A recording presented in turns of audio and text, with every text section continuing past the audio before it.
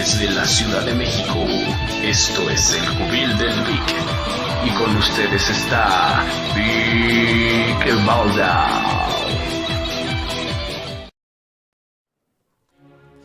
¿Qué tal, mis estimados ahijados? Yo soy Vic Balda, su amado padrino, y tenemos el honor de estar el día de hoy en esta entrevista que vamos a realizar el día de hoy con un maestro, se podría decir que tal vez es el último muralista mexicano vivo que tenemos en la actualidad. Estamos con el maestro Antonio González Orozco, muralista, nacido en el estado de Chihuahua, estudió en la antigua Academia de San Carlos, fue alumno de Diego Rivera, fue restaurador del castillo de Chapultepec. En su haber ha tenido 31 exposiciones individuales en México, en Estados Unidos, en Canadá, en Rumania, en Polonia. También dentro del castillo de Chapultepec hay 2 cuadros de su autoría en exhibición, y también 2 murales. Y algo también muy notable del maestro Antonio González Orozco es que el libro de texto de historia gratuito de la SEP tiene en su portada trabajo de él. Entonces es un honor estar con el maestro Antonio González Orozco el día de hoy. Maestro, muy buenos días, gracias por recibirnos aquí en su casa, en su estudio. ¿Cómo está hoy? Muy buenos días, ante todo, encantado de recibirlos. Gracias. Me parece estupendo, ¿verdad?, tener esta oportunidad. Muchas gracias, maestro. Estábamos haciendo la instalación del equipo y estamos teniendo una plática muy amena con el maestro Antonio, y ya tendrán la oportunidad, el gozo de escuchar todas las anécdotas, todo el conocimiento que tiene el maestro.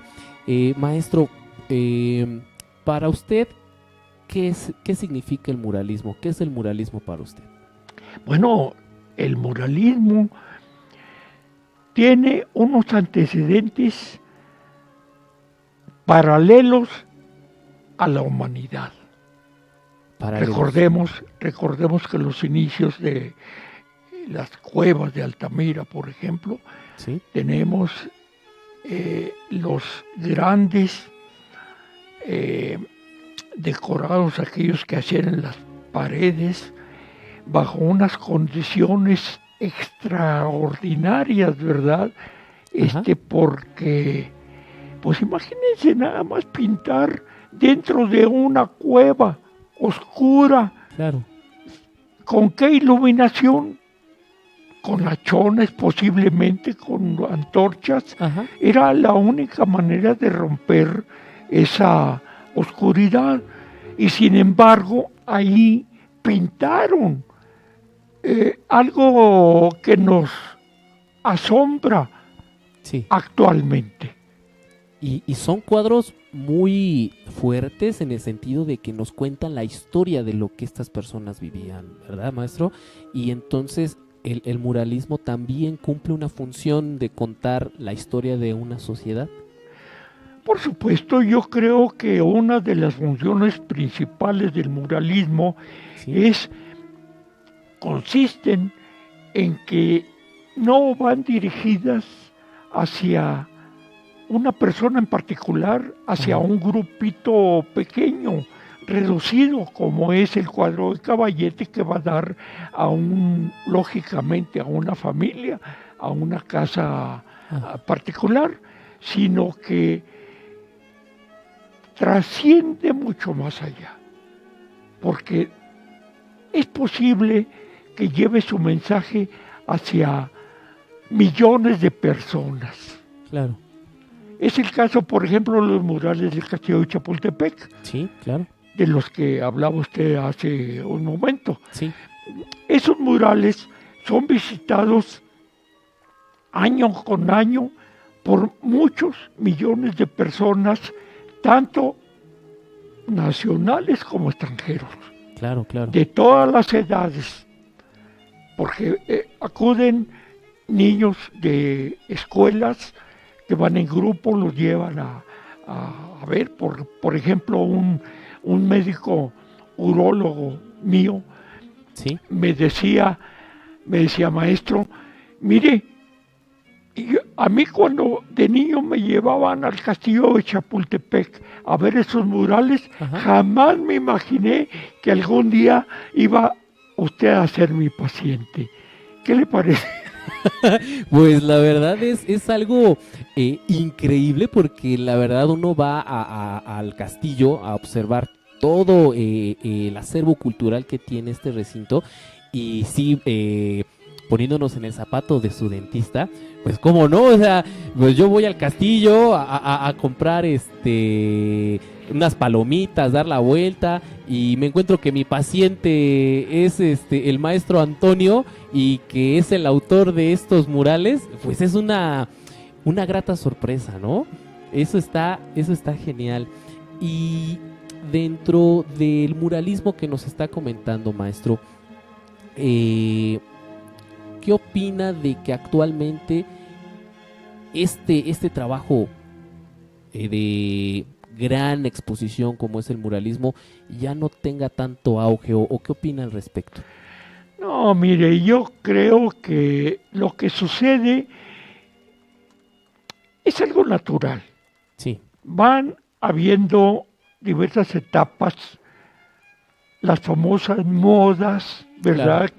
Que las observamos en todos los, eh, bajo todas las circunstancias de la vida. Claro, Modas en el vestir, modas en las sí, costumbres, en la arquitectura. Simplemente distinguimos los 20 de de la época colonial, claro, de la época virreinal, de la época moderna, sí, hasta la actualidad, ¿verdad? Con los grandes edificios de cristal que podemos observar, ¿no? claro. Los Rascacielos. rascacielos, ¿verdad? De todas las ciudades que compiten en alturas, ¿no? Sí, Sin embargo, en el arte me parece que sucede exactamente lo mismo. Van transcurriendo diversas manifestaciones diversas que se van promoviendo, que van cambiando de acuerdo a las diferentes épocas. claro, Pero el muralismo como tal, repito, jamás puede dejar de existir. Es algo que viene con natural al hombre. Vemos, por ejemplo, sí, cómo muchos jóvenes de repente se ponen a pintar ahí en las paredes de las bardas o de las casas sí, y donde ven un espacio libre, un espacio muy limpio, muy bonito, llegan y con el spray, chao, y ya se lo... sí, exactamente. Bueno, me parece que es una necesidad de ese joven, de ese muchacho, tratar de expresarse plásticamente de cualquier manera, aunque esté violando la ley, aunque Claro. esté violando la privacidad del propietario de esa casa.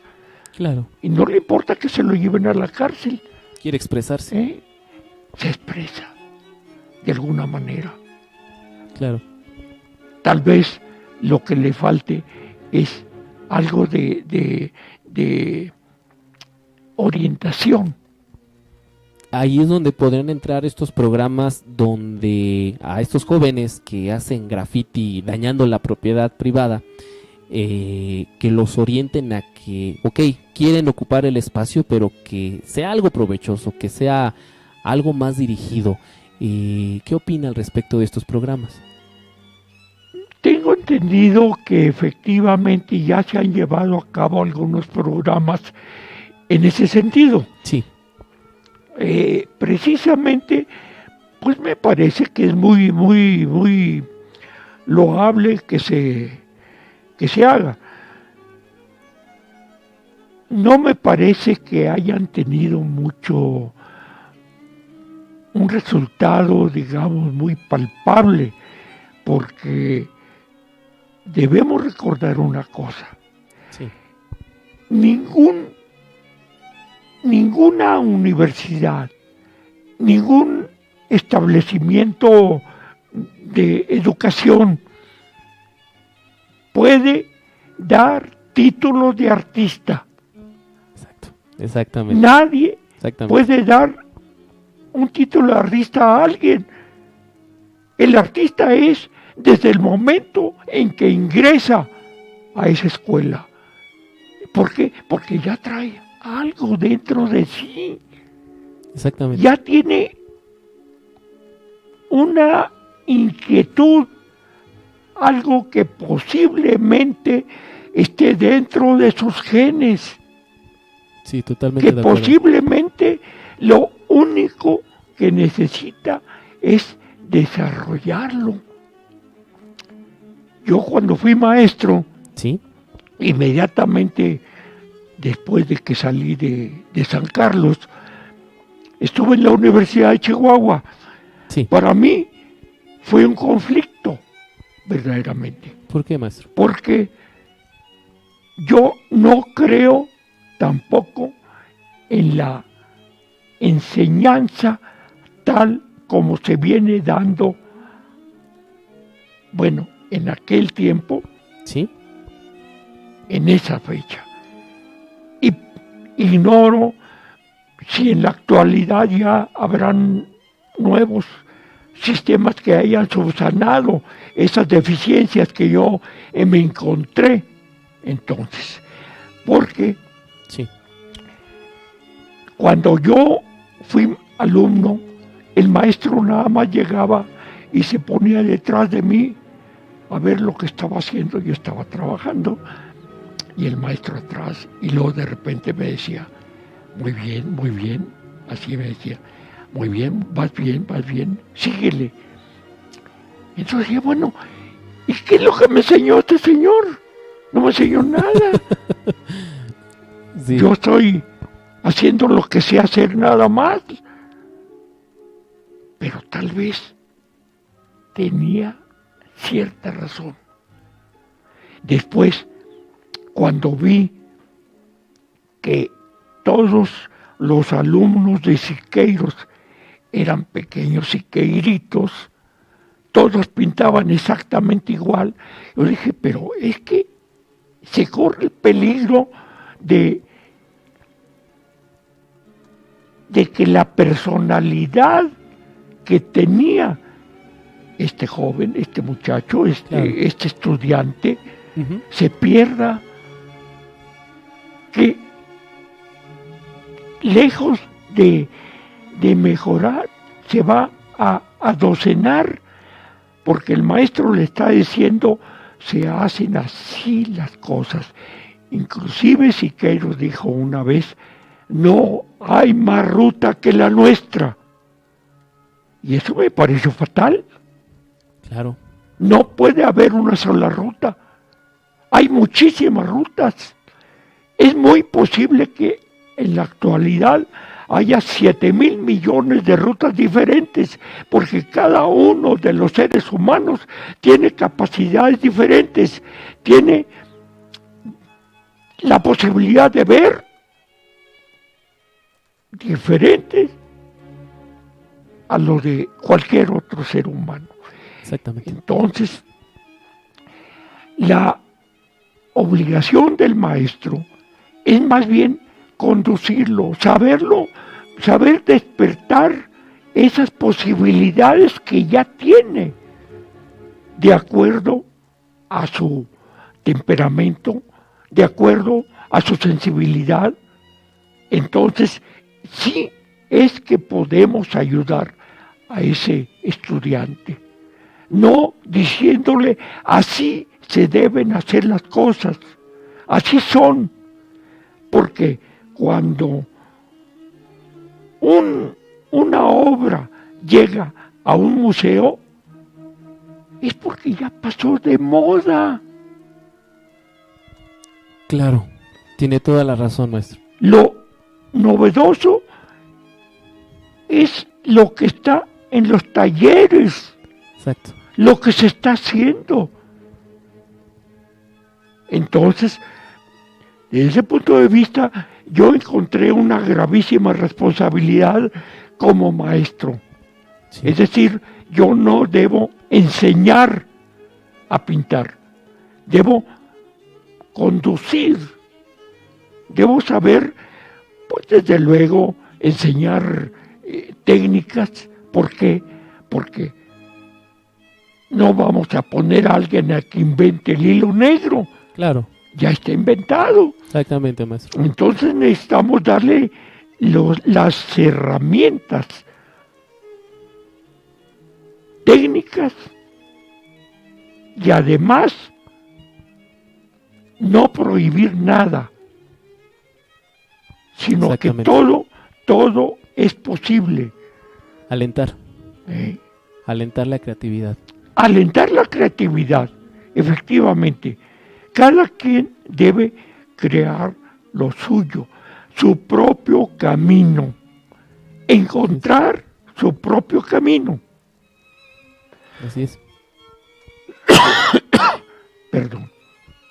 Ay, maestro, qué palabras tan emotivas y tan llenas de razón, porque como bien lo comenta, el profesor, si es de esta manera que se encasilla en que lo que él dice, ese es el camino que se debe de seguir, ocurre lo que comentó, que sus alumnos son una réplica de él Una mismo, copia. una copia de él mismo, y como bien lo comentó, cada persona es un camino.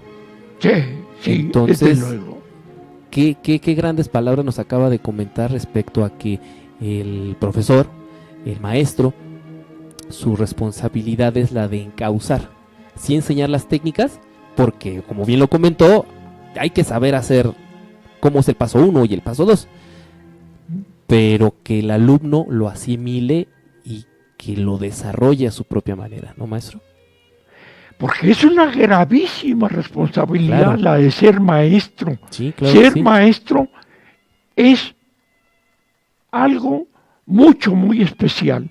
Sí, claro. Corremos el peligro de echar a perder lo que pudiera ser una oportunidad muy brillante. Sí, así es.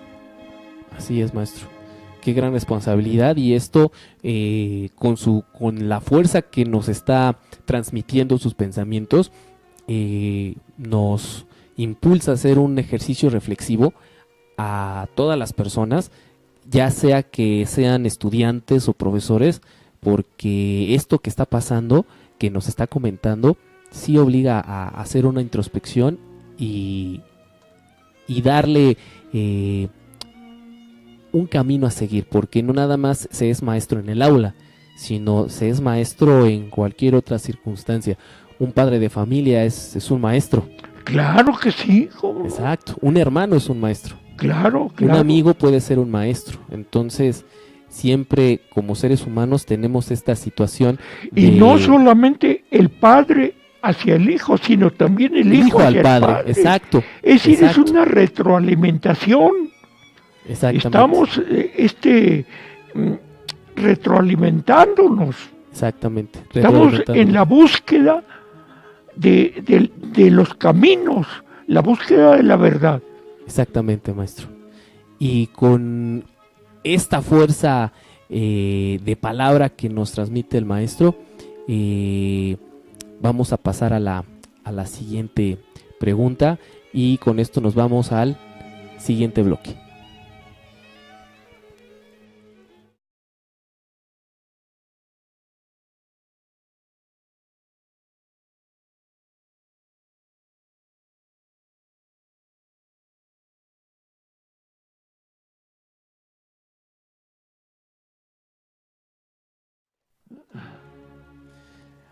Maestro, aquí ya estamos recorriendo su hermosa casa, y admirando todo el acervo cultural que tiene. Y pues esto nos motiva a hacerle la siguiente pregunta. Diego Rivera, ¿qué significa para usted? ¿Qué fue para usted Diego Rivera?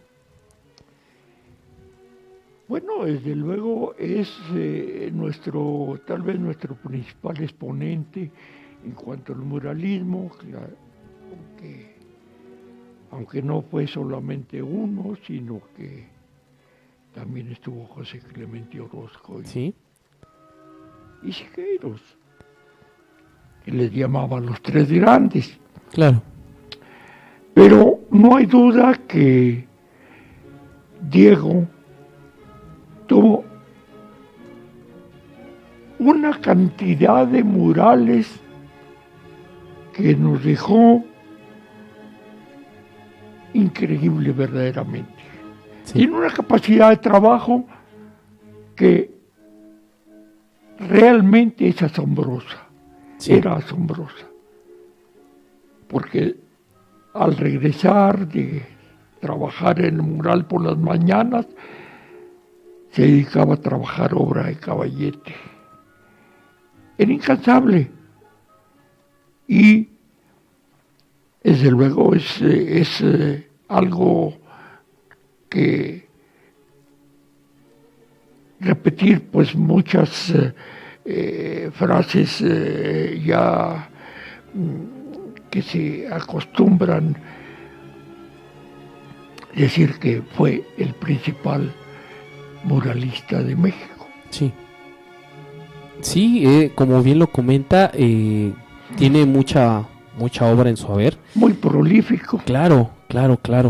Y como su maestro, ¿qué nos puede comentar al respecto? Bueno, realmente no solamente yo fui discípulo de él, sino muchísimos compañeros de San Carlos.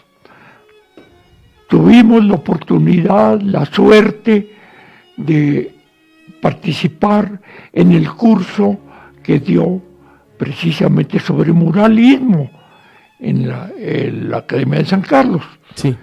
Entonces, yo tuve la oportunidad de participar y me asombró muchísimo su gran capacidad y su personalidad que tenía como ser humano, su capacidad para relacionarse, para comunicar. A él fue a quien primero le escuché lo de la sección de oro, Sí. la teoría de la sección de oro. Él enunció Sí. el segmento menor es al mayor, lo que el segmento mayor es al todo. O sea, es una cuestión de proporciones, Claro. que también se le llama la puerta áurea, Claro. que hay estoy tratando de recordar la fórmula. Que es el número phi, si bien recuerdo. Sí. Que 1.6, creo, ahorita producción nos va a recordar. Al final sí, porque no, es .619, algo así. Ajá. .619, porque es menos 1 más raíz cuadrada de 5 sobre 2. Ajá. Lo estoy recordando en este momento porque claro está que esto lo vi hace 50 años. Y todavía se acuerda, maestro. Hace Qué buena 50 memoria. años. Ajá. Claro que ahorita ya con esos aparatitos que usan los jóvenes tan hábilmente, ¿verdad? Yo soy Ajá. incapaz de usar nada de eso, pero con mucha facilidad lo sacan. Es puntos 600 y pico, no recuerdo bien. Ahorita producción nos dice que es 1.61. Ah, sí, La relación. 1.61. 1.61. Casi latinábamos, maestro. Por ahí andábamos. Por ahí andábamos cerca. Ah, ¿usted lo sacó ya? Sí, ya lo Muy bien. sacaron. Muy bien, perfecto. Sí, casi ya estábamos ahí. ¿Y qué más, maestro? Ah, muy bien, muy bien. Pues, como este ejemplo Ajá. que recuerdo desde hace, pues, prácticamente 50 años, Ajá. también recuerdo la manera como nos enseñó a buscar. Era un pizarrón, Ujú. un pizarrón enorme Claro. en el cual había que poner un punto X en un lado del pizarrón. Claro. Entonces dijo, bueno, ¿y por qué lo pusiste ahí? Ujú. Pues porque así quise, así me gustó. Claro. Hice perfectamente. Eso es. Se trata de no de tomar las medidas, Claro. sino por simple gusto Claro. ponerlo donde a mí me parece que queda bien. Exactamente. No es un centro geométrico, Ujú. no es algo que podamos medir, sino es algo que la sensibilidad propia de cada quien le va a decir dónde, cuándo y por qué. Exactamente, maestro. Ahí le nació ponerlo. Ahí Sí, le simbró algo en su interior que dijo, Sí. ahí va. sí, pero esto, claro, solamente es digamos, la parte medular, la parte teórica, Claro. porque de ahí puede nacer una serie de cuestiones que van a crear algo donde no existía nada. Ujú. Ahí vamos a crear algo. Va a nacer algo. Algo que debe forzosamente llevar equilibrio. Porque yo no creo que solamente sea lo novedoso, la originalidad, lo nuevo, Ujú. lo importante en el arte. Son una serie de cosas. El equilibrio, antes que todo. Claro.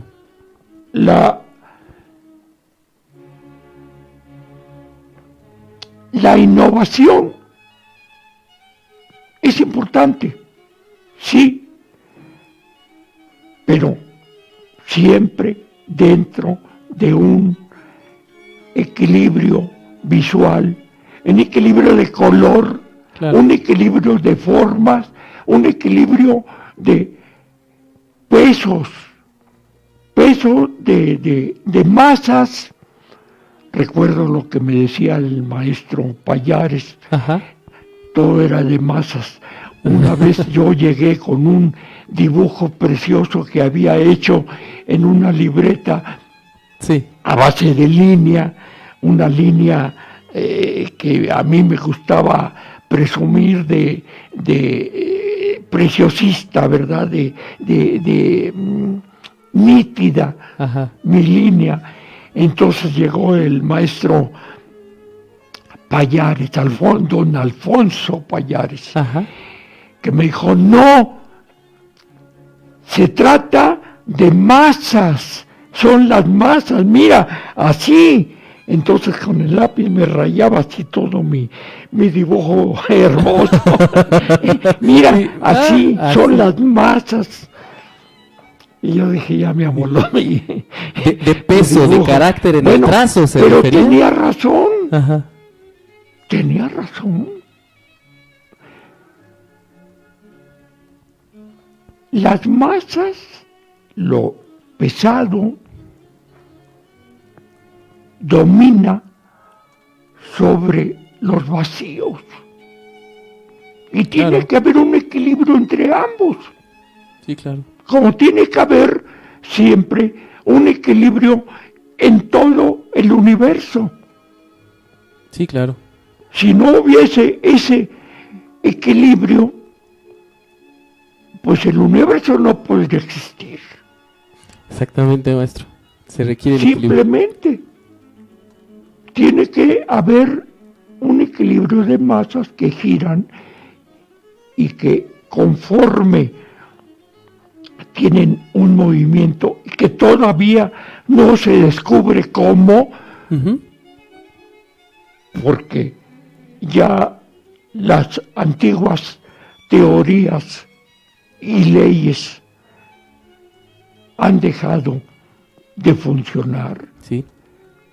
Inclusive están tratando de conjugar lo macro con lo micro. Exacto, la teoría de cuerdas. Exacto. Sí.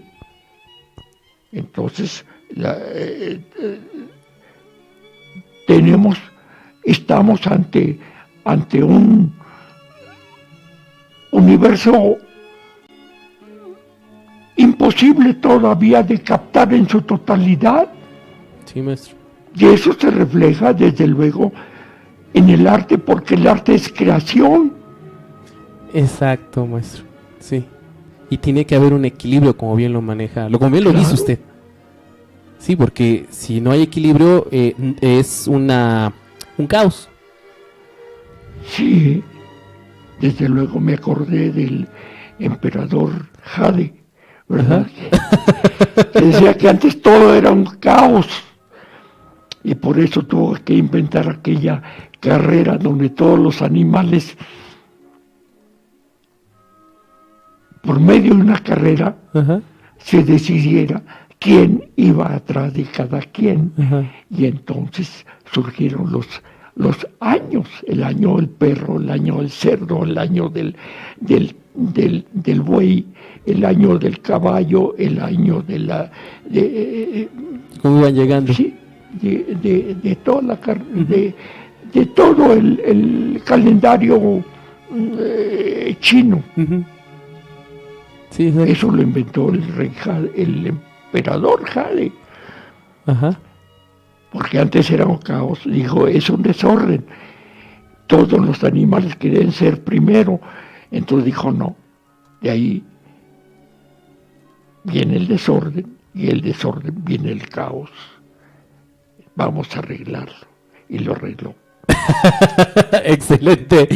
Ya arreglamos el caos, mis estimados ahijados, con todas estas anécdotas que nos comenta el maestro Antonio González Orozco, que es un placer estar aquí con usted. Y bueno, encantado. Con esto nos vamos al siguiente bloque.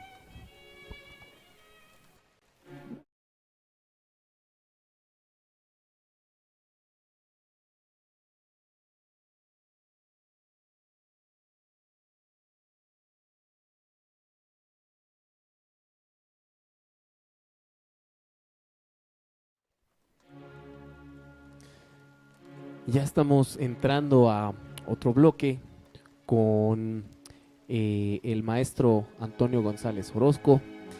Estamos teniendo una charla muy amena, una charla muy gratificante, muy nutritiva referente a los temas que estamos hablando. Y vamos con nuestra pregunta. Maestro, el castillo de Chapultepec, ¿qué significa para usted en su vida? Bueno, el castillo de Chapultepec es algo excepcional Ujú. en mi vida, porque ahí trabajé durante muchísimos años. Sí. Tuve oportunidad de, pues casi por casualidad, ¿verdad?, de llegar allí desde 1961, Ujú. gracias a que falleció un restaurador. Entonces, uno de mis amigos que trabajaba ahí, yo era maestro entonces en la Universidad de Chihuahua, y me habló, ¿verdad? Me dijo, mira, hay una oportunidad de que entres a trabajar antropología al Castillo de Chapultepec. Entonces, yo le dije, pero es que estoy a mitad de curso. Dice, mira, ven a firmar aquí nada más los papeles para que tengas ya la plaza. Claro. Y tú te regresas, ¿verdad?, a terminar lo que tengas que hacer. Entonces fue lo que hice. Ese fin de semana rápidamente me vine aquí a la Ciudad de México. Sí. Firmé lo que había que tramitar ahí en cuanto a la mencionada plaza, y pues ya me vine ya con más calma a trabajar ahí, y permanecí durante varios años. Claro. Durante 17 años que estuve trabajando, tuve oportunidad de recorrer todo el castillo en diferentes lugares, porque pues estaba en ese momento en restauración, estaban haciendo algunos cambios de pisos, Sí.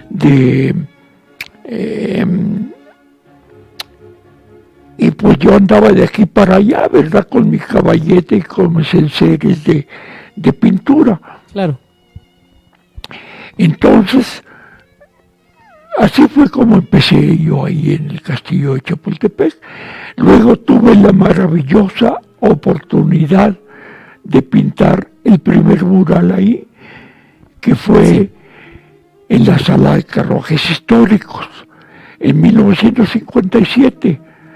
Perdón, 1967. Sí, Fue el de la entrada triunfal de Benito Juárez. efectivamente, Ajá. fue al primer centenario Ajá. del triunfo de la República, Claro. en una fecha muy especial que tuvo una celebración muy, muy en porque se inauguró una escultura en Querétaro, Sí. precisamente en el Cerro de las Campanas. Entonces, el primer acto aquí en la Ciudad de México fue la inauguración de mi mural, Sí. a las 8 de la mañana del día 15 de julio de 1957, 1967, 67. otra vez, Ay, maestro.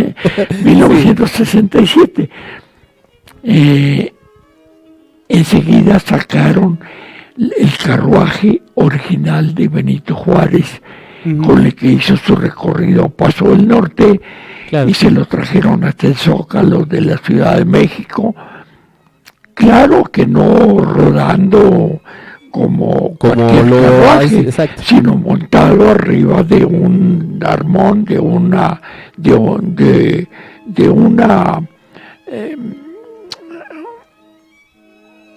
no ¿Era una recuerdo estructura? exactamente, pero de otro vehículo, Ajá. ¿no?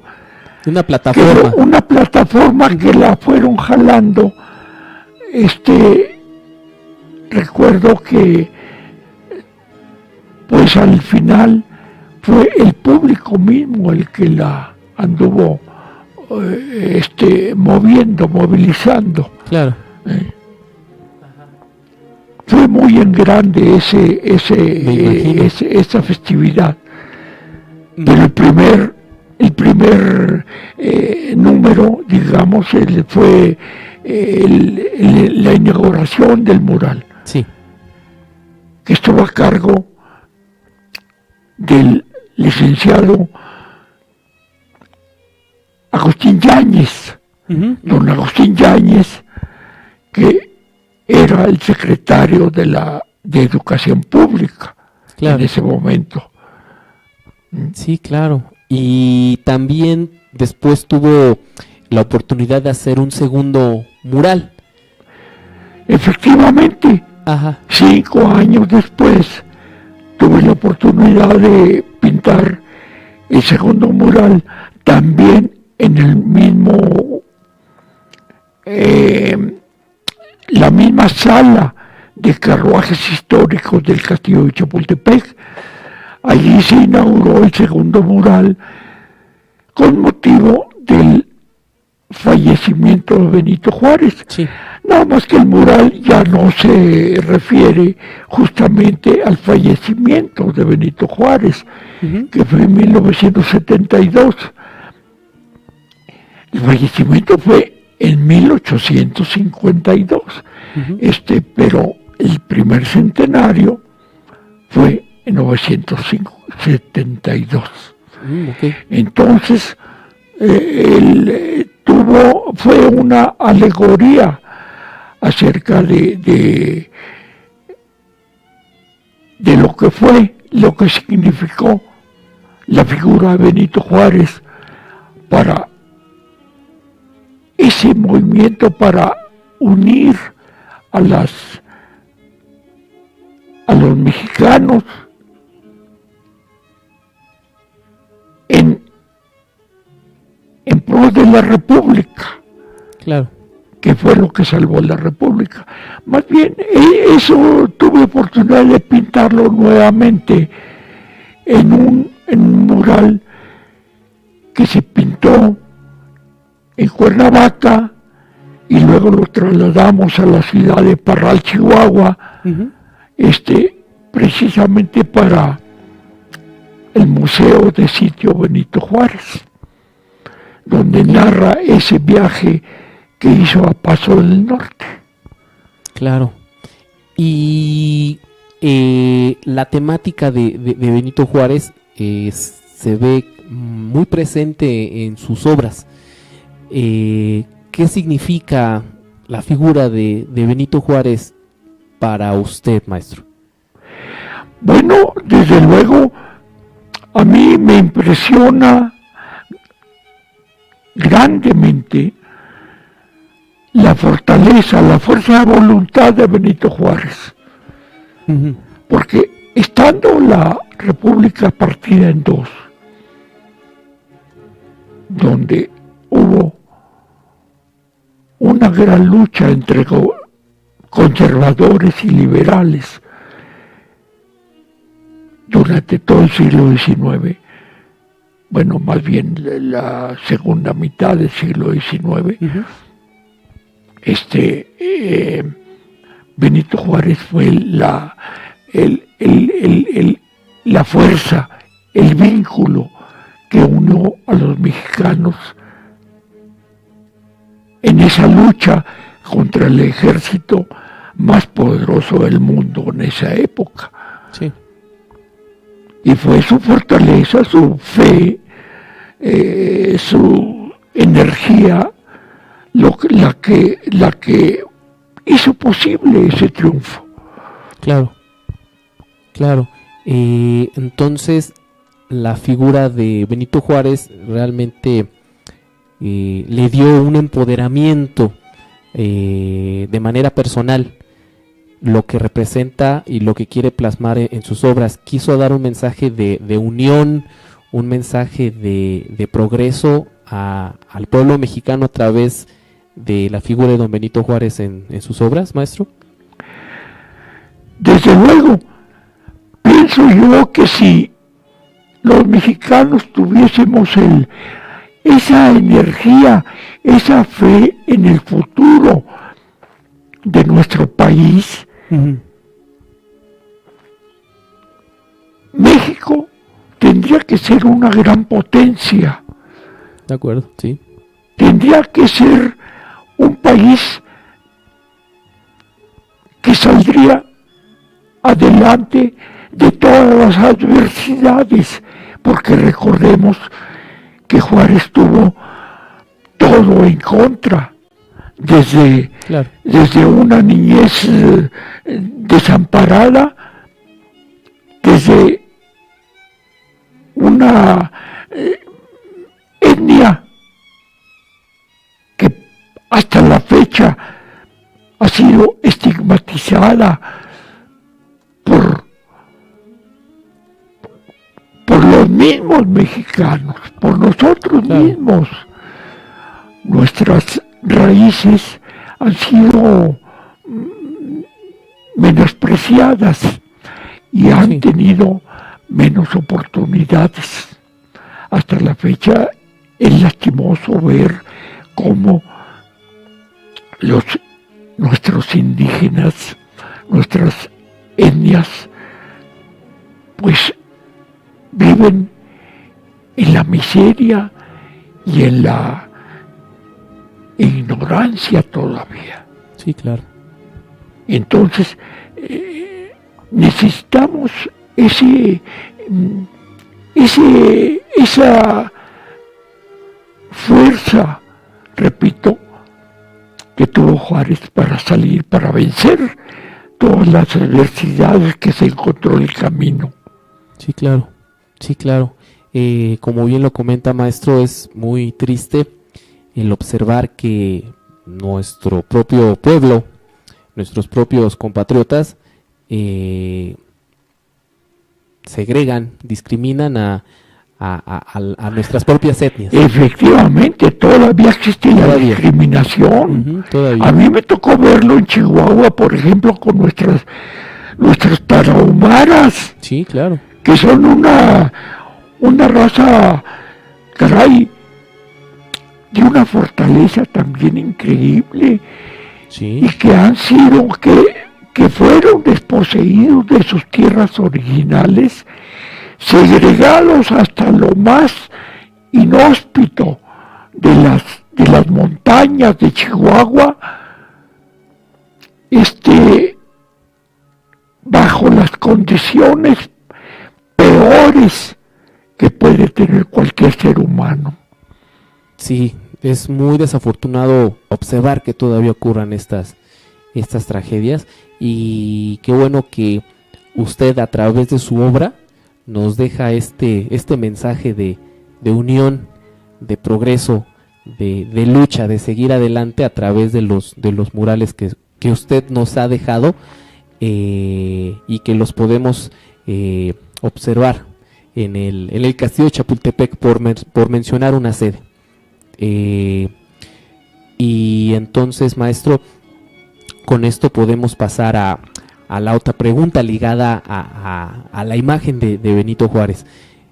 Los libros de texto de historia de la SEP, ¿qué nos puede comentar al respecto? Bueno, pues, caray, fue para mí una noticia extraordinaria. Perdón. Sí.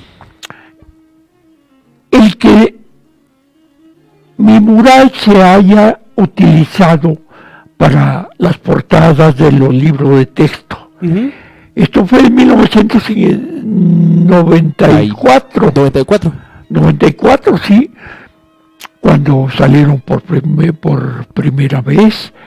Ajá. En los libros de historia de quinto año. Exacto.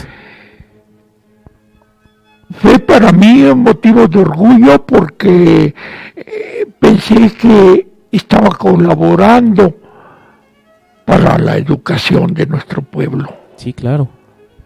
Y eso pues enorgullece mucho. Claro que sí, y pues a quienes les tocaron estos libros de texto, a nosotros, a mí me tocó ese libro de texto. Así de veras. Sí me tocó. Yo estuve, a ver, vamos a hacer cuenta. 1, 2, 3. Exactamente en el 94 yo estaba ya entrando en quinto año.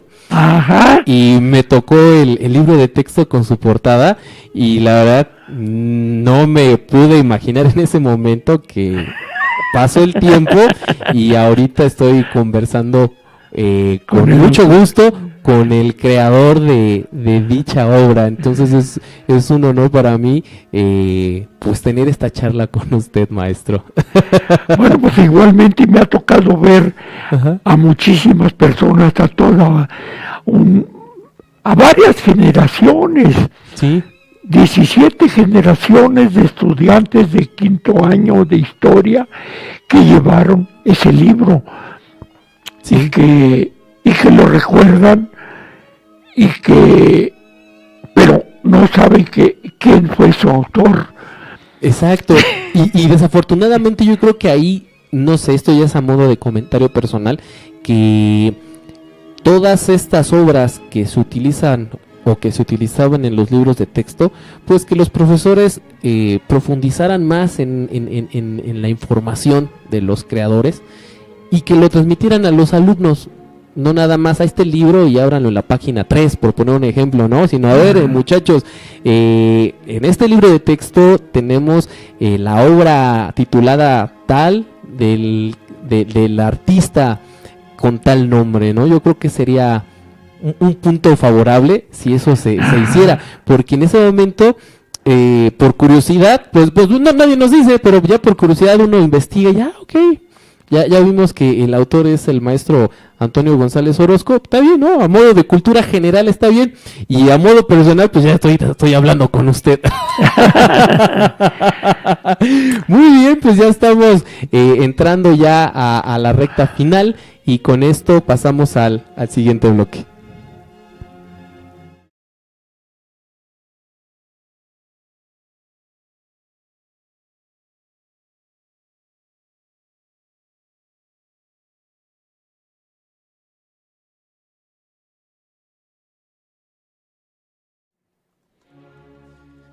Pues ya estamos en el último bloque con nuestra entrevista al maestro Antonio González Orozco, que la verdad es un placer estar aquí el día de hoy con usted, maestro, disfrutando de esta charla.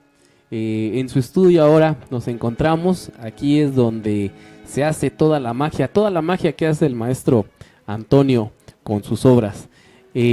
Maestro, estábamos hablando de la etapa cuando usted estuvo como restaurador en el castillo de Chapultepec. En ese tiempo tuvo la oportunidad de colaborar con otros artistas dentro del castillo o en esa época.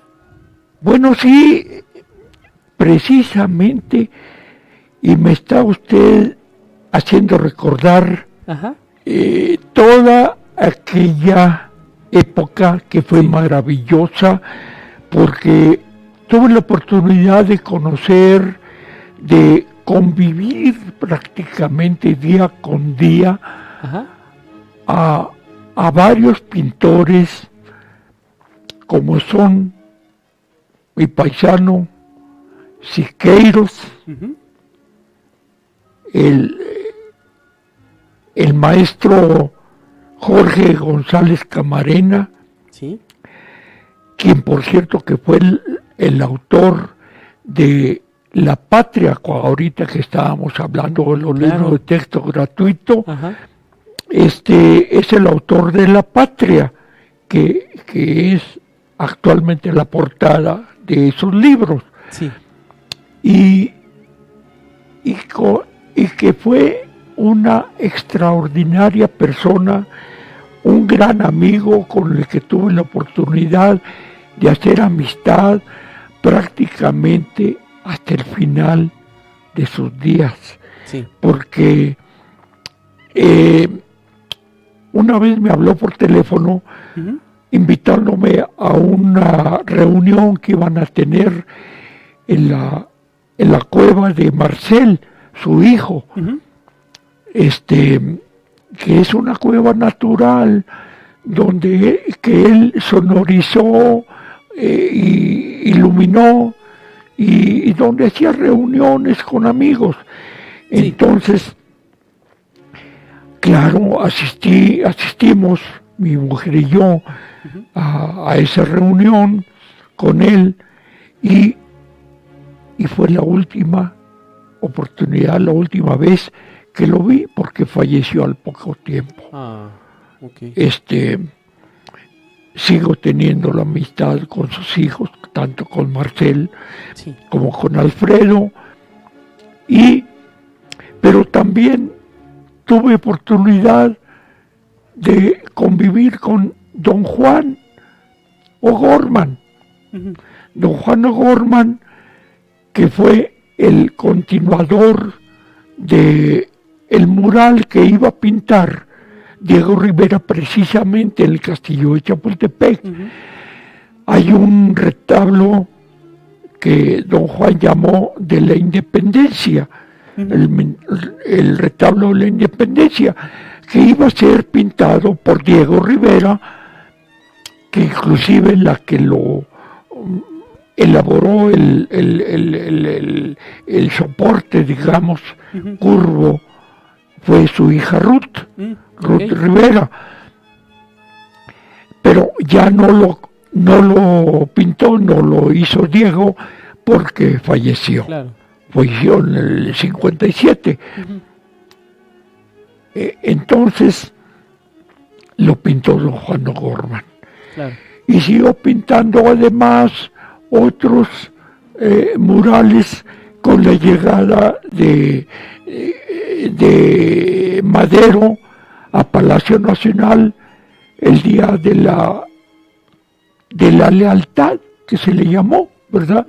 Cuando, montado en un caballo blanco y escoltado por los cadetes del Colegio Militar, hizo aquel trayecto desde Castillo de Chapultepec hasta Palacio Nacional, y que dio principio prácticamente a aquella etapa negra de la historia de México, con su asesinato, con su prisión primeramente en Palacio Nacional y luego su asesinato, que dio inicio a la escena trágica y en fin a todos esos acontecimientos tan lastimosos que hubo en nuestra historia.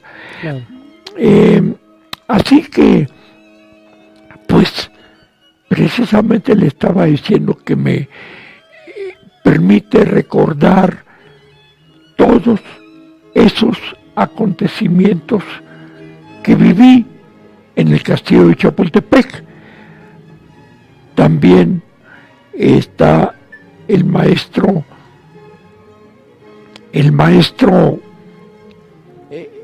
Sí. Tengo ahorita un pequeño problema de conexiones como con sus cables. Ahorita se acuerda, maestro. Sí, a veces pasa, chavos, ya ven que los cables y el equipo técnico y la producción luego se atoran. Se traban. Y bueno, pero tuve oportunidad de convivir, como repito, día con ellos. Claro, claro. Además de que recuerdo que entre ellos mismos, curiosamente, no se llevaban muy bien. A veces pasa, ¿verdad? ¿Por qué cree que Yo pasa no eso? lo sé, posiblemente se deba a cierto celo profesional, algo ¿Ego así, artístico, podría algo ser? así. Algo así, sí, porque pues imposible que no se conocieran. Claro, Se conocían todos porque todos eran contemporáneos, claro. pero no se hablaban entre sí. Y en cambio, a mí, todos ellos me trataban con una naturalidad, con una familiaridad increíble. Tal vez por la diferencia de edades, Podría ser. porque yo entonces era joven, yo tenía 30 años, pues andaba por ahí, y en cambio, pues ellos ya eran bastante mayores, tanto Siqueiros como don Juan O'Gorman, como don Jorge González Camarena. Leopoldo Méndez, el que se me escapaba y como que ya hizo se la juntaron conexión. los cablecitos, ¿verdad? Sí, maestro. Leopoldo Méndez, el grabador, aquel extraordinario que fue creador de la gráfica popular, el taller de la gráfica popular, de donde salieron una serie de grabadores muy importantes, Sí. muy importantes en el terreno artístico de México. Claro, claro. Pues es muy grato escuchar sus anécdotas y todo el camino que usted ha recorrido artísticamente. Y como tal, le hago la última pregunta de esta riquísima entrevista que estamos teniendo con usted, maestro. ¿Qué mensaje le puede dar a los artistas en ciernes de la actualidad? ¿Qué consejos les puede dar? Bueno, yo creo que repitiendo lo que dije cuando se trataba de hablar de los maestros de la enseñanza, lo único que yo puedo aconsejar a quien esté empezando esta carrera, que no es ninguna perita en dulce, es bastante difícil, que sigan su sensibilidad, Claro. que sean ellos mismos, que no traten de imitar a otros, que no se monten sobre modas, Claro. que porque eso está de moda, que porque eso es lo que se vende, eso es lo que produce dinero. No se trata de buscar dinero, se trata de hacer cosas que nos llenen a nosotros mismos, Claro. que llenen nuestra voluntad, nuestra sensibilidad propia de cada quien, Claro. porque cada uno de ellos es un universo diferente. De la misma manera en que tenemos huellas digitales diferentes, cada uno de los 7,000 millones de habitantes de este planeta, cada uno tiene diferentes maneras de sentir y de percibir el arte. Así es. Que sigan ese camino, el camino que les indique su propio yo. Claro. Yo creo que es lo único que podríamos decir. Y desde luego tener voluntad suficiente como para vencer todas las adversidades, todo lo que se nos oponga y salir adelante, seguir trabajando. Trabajar mucho. Sí, exacto, mucho trabajo, dedicación y como bien lo acaba de mencionar, maestro, hacer lo que a uno le gusta hacer, Claro. y entregarse con pasión a ese llamado que tiene cada Efectivamente. Usted lo ha dicho mejor que yo. maestro, por favor, que hace, maestro. Muchas gracias por la entrevista, maestro. En nombre de toda la producción del Cubil del Vic, le damos un caluroso agradecimiento por abrirnos las puertas de su hogar, de su estudio y por compartirnos sus anécdotas, por compartirnos su sapiencia, por enriquecernos con estas palabras que nos ha dado usted, maestro. Muchísimas gracias. No, pues yo creo que es al contrario. Yo soy el agradecido por esta oportunidad. Muchas gracias, maestro. Y cuando guste, ya saben, aquí está su casa. Excelente, muchas gracias, maestro. Mis estimados ahijados, tuvimos una plática muy enriquecedora, muy amena con el maestro Antonio González Orozco, muralista mexicano. Ya escucharon toda su trayectoria. Los invitamos a que investiguen más acerca de la obra del maestro, a que vayan al castillo de Chapultepec. Yo sé que ustedes van y que ya han ido muchas veces y que el trenecito que sube y todo, pero ahora vayan y véanlo con otros ojos. Ahora ya conocen parte de la historia del castillo. en voz del maestro Antonio González Orozco.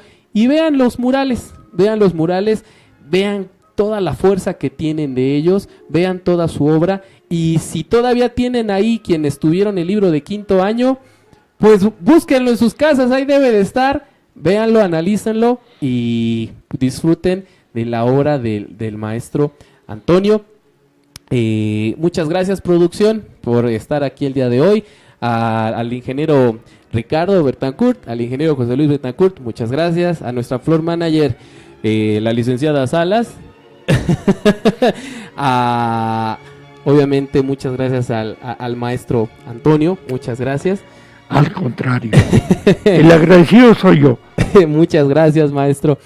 Pues ya nos vamos.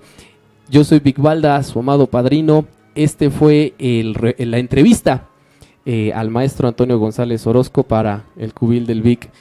Nos vemos a la próxima. Vámonos.